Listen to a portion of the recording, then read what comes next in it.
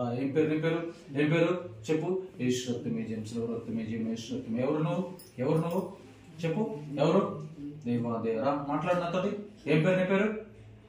ఏం పేరు? అసలు ఏం పేరు? ఏ ఊరు నీది? ఏ ఊరు? ఏ ఊరు చెప్పు. ఏ ఊరు నువ్వు? ఎందుకు ఈమెకు చేస్తున్నావు? ఏ ఊరో తెలుస్తలేదు. ఏ ఊరో కనపడట్లేదు.